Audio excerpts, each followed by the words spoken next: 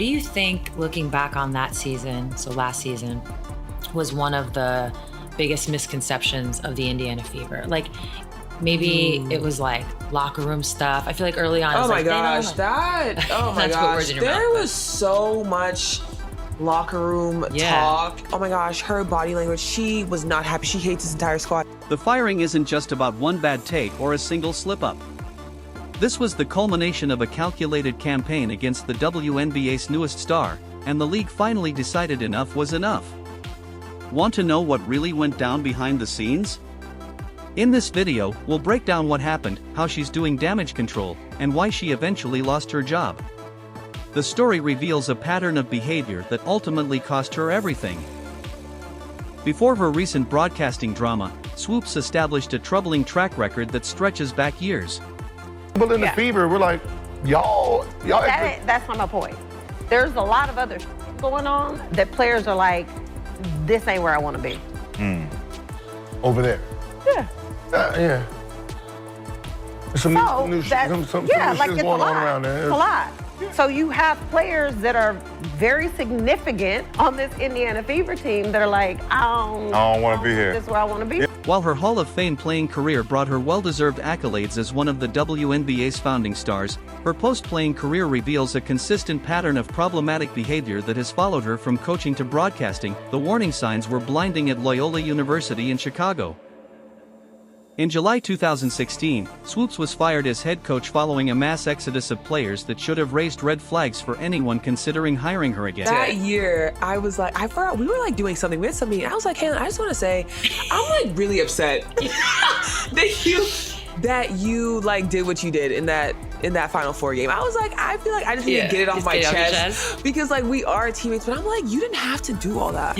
Like you did not have to go for 40 on our dome. Like, girl, we could have just had fun. But after that, it was like cool because obviously now we're on the same team, so you don't worry about that. But I always thought it was funny because I'm like, we just went from competing against each other, you beating us, and now we're on the same team. It's like, I was like, girl, it's okay, I get it. I'm not mad at you for real, but I am. Because like, why would you do that? Coach loses 10 out of 12 returning players in a single season.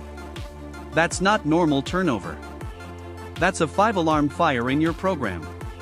The scale of the player exodus spoke volumes about the culture she had created. Former Loyola player Kate Sorensen didn't mince words about Swoopes' coaching abilities.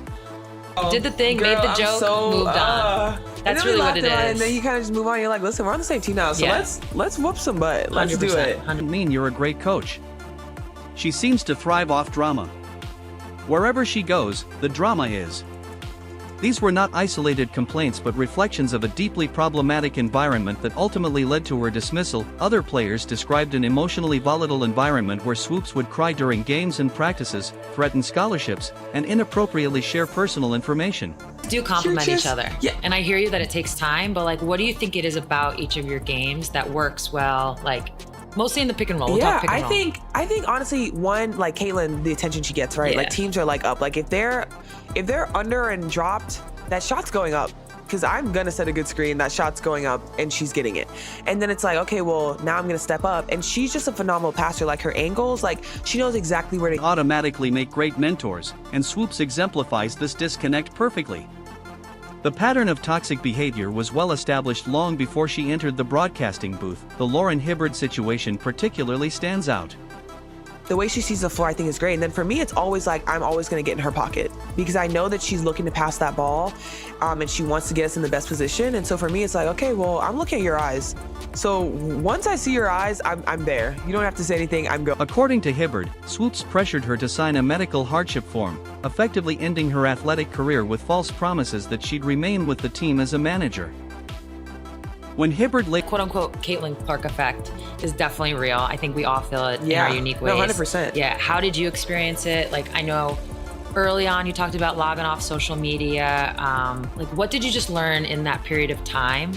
and by the way, the social media aspect is not Caitlin's fault. No. So it's like, but what did you learn just like in that period of time? Yeah, I mean, everyone loves Caitlin. They love watching Caitlin. Yeah. And so I think that just brings so much eyes. And I think for our league, that's great. Like, that is great for us. You have so many people coming in, they're watching. Like I always say, like, they might come in for Caitlin and they leave and they're like, dang, this girl's a hooper too. Yeah. Oh, I like her. Like, you're seeing it hear in so many the people say it. You viewership. hear, like, everyone says it. And I think you just kind of embrace. Later discovered she wouldn't even travel with the team. The betrayal was complete. This manipulation triggered formal complaints and ultimately contributed to Swoopes' dismissal. Fast forward. A lot of it too can be people that are trolling. A lot of people that are talking. But for me, it's like, I am someone that already puts so much pressure on myself. And so for you to come in and tell me like, dang, you're like the worst postman I've ever seen in my life. It's like, you know what? Hear me out. I'm gonna leave. Yeah. You can stay. I'm going to exit. Forward to 2024, and we see the same dismissive, unsupportive behavior directed at Caitlin Clark. The parallels are impossible to ignore. During her now infamous February appearance on Gil's Arena, Swoopes couldn't even get basic facts straight. She claimed Clark was in her 5th college season. Wrong, it was her 4th, and that she took 40 shots per game, wildly inaccurate, as Clark averaged 22.7. Hey, there's a lot of play more. What kind of things do you say? I'm not in the locker room. Okay, but just I'm talking about more social media. Okay. It's a turn. Right? It's a turn, right? It's really a turn of the tides. Well, right. Gil, here's my point. The beginning of the year, right? Everybody saw. These weren't innocent mistakes but seemed calculated to diminish Clark's achievements. The factual errors were too significant to be dismissed as simple misunderstandings. Even more telling was Swoopes' dismissive tone when discussing Clark's record-breaking performances, saying, "So, is it truly a broken record? I don't know. I don't think so." When pressed about Clark's WNBA potential, Swoopes declared, "Will Caitlin Clark come into the WNBA and do what she's doing right now immediately? Absolutely not. Not going to happen." Gosh, oh my gosh, there was so much locker room talk, and everybody I talked to were like, we vibe, we're good. I was like, what are we talking about? Like, it's so easy for people to just make all these assumptions. Some people are like, oh my gosh, her body language, she was not happy, she hates this entire squad. I don't know, sometimes when you have a bad game personally, that takes a toll on you. Yeah. It's not that you don't like the team, it's not like you, but that takes a toll on you. Every single night we come out, we want to play good. And so like all the time there were locker room talks. I forgot what was the conversation one time. I woke up from my nap, getting ready to go to pregame. People are like, oh, they hate each other, they hate each other. We walked in the locker room, we're like, girl, you good? Yeah. I'm like, I just woke up. I couldn't tell you what's happening right now, but all I know is we about to hoot. At 7 p.m.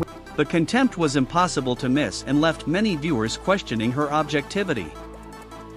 These weren't isolated incidents but part of a year-long campaign that revealed more about Swoopes than it did about Clark. The pattern is clear: when others succeed or challenge her authority, Swoopes responds with hostility rather than support. When people get into this whole talking about what they think our locker room is like and what they think, I'm like, first of all, you're not in here. No. So you have no idea. No idea. And also, we're professionals. So if we want you to see something, you'll happily see it. If we don't, I guarantee you, you would never know there's a single problem. Why? Because that's none of your business, and we have more priorities, and that's winning. Whether it's college players transferring en masse or a rising star breaking records, Swoopes seems incapable of celebrating others' success without feeling threatened.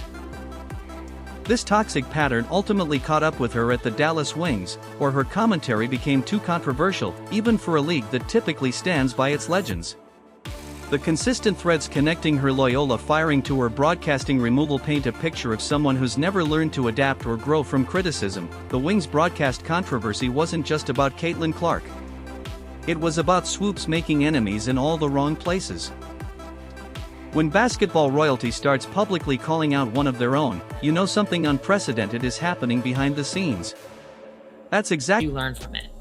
It's like, we say it all the time in our season now, like, margin of error is so small, but when you're going up against a squad that has vets, that have been in playoffs, that have won, it's like they know exactly what to do. Did you feel a jump in there was a jump in intensity and energy. Isn't it crazy? It's palpable. insane. Like the very first game when we played against Connecticut, like it was close and then they kind of just, they took it and they ran with it. And then the second game, it was like, we were right there. Like we were right there. And then I feel like exactly what happened when Swoopes found herself in the crosshairs of two of basketball's most influential voices, Stephen A. Smith and Nancy Lieberman.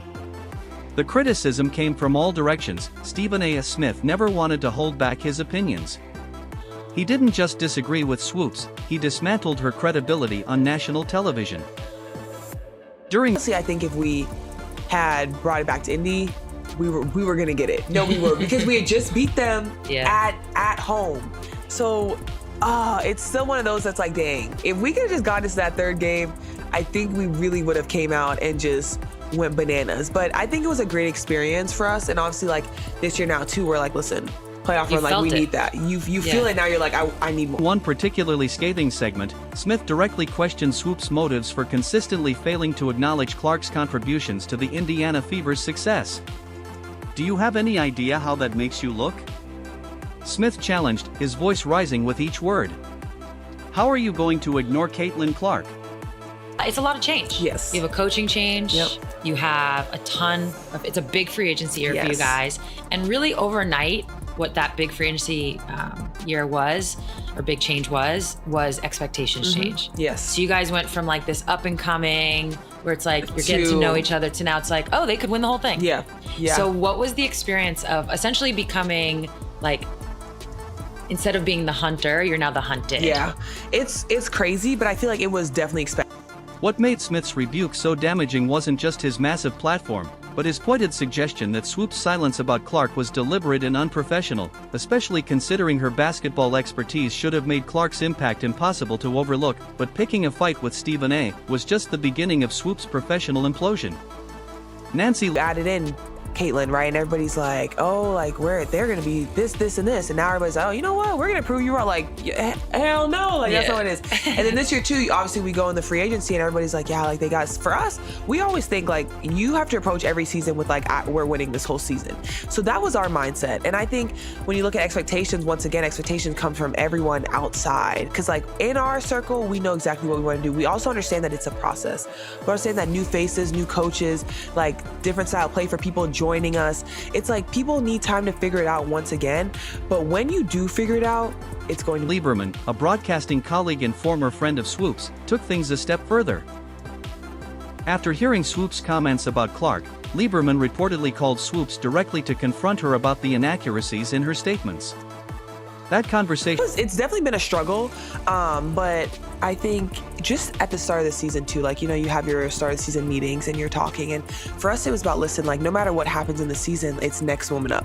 And you have to be ready. And I feel like obviously struggling with injuries, and then, you know, you sign people and then they leave, and it's like, listen, like whoever is next, be ready to play, because it doesn't matter. Like the games still keep coming. Like you... The fallout was swift and humiliating. In a twist that couldn't have been scripted better for maximum embarrassment, Lieberman ended up replacing Swoopes on the Dallas Wings broadcasts. This wasn't just a personnel change. It was a public statement about who had credibility in basketball circles. Lieberman's willingness to challenge Swoopes and then literally take her job highlighted just how far Swoopes had fallen professionally. AI Narration 14. Specific to Caitlin being on the floor, off the floor, and I saw you talk on your own podcast about like the spacing and how different it is. But when you're entering a game, like your mental prep, how does it change? Because it's two different systems essentially. These high-profile confrontations did more than just damage Swoopes' reputation with fans. They isolated her within the professional basketball community. When figures like Smith and Lieberman publicly question your integrity, networks and organizations take notice. For the Dallas Wings and their broadcast partner, these feuds likely confirmed what viewer complaints had already suggested: Swoopes had become a liability rather than an asset to their brand. That liability assessment turned out to be the final nail in Swoopes' broadcasting coffin. Honestly, like when C is on the floor, I'm like, listen, be ready to run. Be ready to get out. Be ready, because she's looking. She's looking. Going. She wants to play fast. Super early in the offense, and like we do that too as well here. But I think sometimes too now without her, like we can get into like a little more half-court execution, make the defenses work a little bit harder, first side, second side, third side, and then I think when you have like Kelsey, when Kelsey's playing in transition, get that ball up to her bouncy. And make her I've never seen anybody so bouncy. Like she is unbelievable. I'm and then like, when you put her shoes? In screens, it's like, what do you do? Bouncing all over. She is moving, she's making the right read, and it's like, listen, and she's scoring. But the truly shocking part isn't just that she was removed from Fever games. The Wings erased her completely from their 2025 broadcast lineup. If you look at the statement from the Dallas Wings announcing their 2025 team, glaringly absent is Swoopes. The omission was loud and clear. This wasn't just about protecting Caitlin Clark. It was about protecting the Wings brand and viewer experience. The decision to remove Swoopes from all games, not just Fever matchups, suggests the organization recognized a fundamental problem with her broadcasting approach that extended beyond a single-player rivalry. On the floor, like, she's looking to get up. People can be like, listen, I don't need to outlet because I know once we rebound we're getting it up. But I also think it once again, it's like, puts people on their toes because they're like, whoa, I need to find Kelsey in transition. I need to find Ari now. Like, we got to find Sophie and Lexi knocking down threes. Like, it's different, but I think everyone is once again finding their own rhythm, and that we just did a great job. Her persistent negativity and factual errors had transformed from a minor irritation into a genuine business liability as viewership for women's basketball continued to soar. What happened next might be the most telling part of this saga.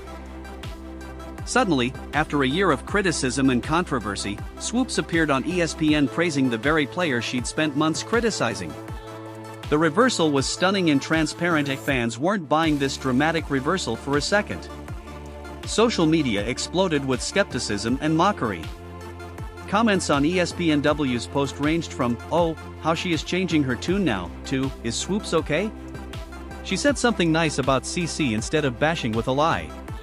The skepticism was overwhelming. Even Stephen A. Smith couldn't resist taking a shot at Swoopes' sudden conversion, pointing out that her previous silence on Clark's talents seemed deeply personal. His commentary as having more vets on the team, because that's a little different from your first 2 years. Yeah, no, seriously, I think it's been great. Seriously, it's been a blessing for me. It was crazy. We were just talking to Sid about this on the plane ride over here, and I was like, listen, like, it's great to have you guys because, like, we're young players, and like sometimes we still have that mindset of like, oh my gosh, I need to be perfect, like I need to, and having vets like Tosh and Sid, like honestly, like I know everyone thinks Sid like the comedic person, like so funny, but I think getting to know Sid and who she is, she's like the best person for any locker room and for all. Added fuel to an already raging fire. The same Indiana Fever that Swoopes spent a year criticizing has transformed into a legitimate title contender right before our eyes. What started with that late season 5-game winning streak when Clark began finding her rhythm was just the appetizer. The main course is being served in 2025, and basketball fans everywhere are taking notice. Pundits are now ranking them as at least third best in the league. The transformation is remarkable. Knows exactly what to say. She knows exactly how to say it, how to be in your ear and just continuously talking to you. And it's just like, it's perfect. I told her, I was like, listen, I hear you talking. Sometimes I'm like trying not to crash out internally, but I promise I'm hearing what you're saying. Like I really am. And I think just having those vets, like vets that know how to win, but also know how to like tell you like, you're good. It's a process. The journey. Not every game is going to be great, but keep shooting. Yeah. And I feel like that's like how we've been with each other, is that mindset of like every shot you take. Indiana's front office has orchestrated perhaps the most impressive roster transformation in recent WNBA history. The additions of 3-time champion Natasha Howard and 2-time champion DeWanna Bonner aren't just good moves. They're the kind of strategic chess pieces that elevate a team from playoff participant to championship threat. Bonner, despite being 36, remains a force, averaging 15 points, 6 rebounds, 2 assists, and 1.2 blocks in 40 games last year with Connecticut. Howard brings defensive excellence as a former Defensive Player of the Year winner, perfectly complementing the Fever's young core, and let's not forget Sophie Cunningham, Sydney Colson, and Brianna Turner rounding out a solid bench. What makes these veteran acquisitions so brilliant is how they fit around Clark, Boston, Hull, and Mitchell. The Fever's foundation of young talent needed exactly what Howard and Bonner provide: championship experience, defensive versatility, and the leadership that only comes from having been in pressure cooker playoff situations. This roster now has the perfect balance of youth and experience, similar to how championship teams like the 2022 Aces blended veteran savvy with emerging stars. Clark's trajectory heading into year 2 should terrify the rest of the league. You know those last 13 games of 2024 when the Fever went 8-5? That wasn't a fluke. It was Clark finally adjusting to the pro game. With a full offseason to build strength and refine her game, we're likely seeing just the beginning of what she can accomplish at the professional level. The future is incredibly bright. Even Swoopes herself couldn't deny the Fever's potential any longer. The admission, however reluctant, signaled a significant shift in the narrative. When your harshest critic is suddenly singing your praises, you know something special is brewing. The transformation of the Fever from afterthought to title contender is one of the most remarkable stories in women's basketball. The championship window for Indiana isn't just cracking open. It's being thrown wide open. With Clark surrounded by Boston's interior dominance, Mitchell's scoring punch, Hull's hustle, and now the championship DNA of the new free agent acquisitions, the Fever have constructed a roster that can challenge any team in the league. The contrast couldn't be more striking. While Swoopes is desperately trying to salvage her broadcasting career with transparent damage control, the Indiana Fever are building something authentic and potentially historic. The same player and team that Swoopes spent a year trying to tear down might just be hoisting a trophy while she watches from home. What we're witnessing with Swoopes firing isn't just workplace drama. It's the WNBA making a statement about its future. As Nancy Lieberman perfectly put it, we should embrace people who take us to another level. The league is finally prioritizing accuracy and growth over protecting legends whose actions undermine the sport's popularity.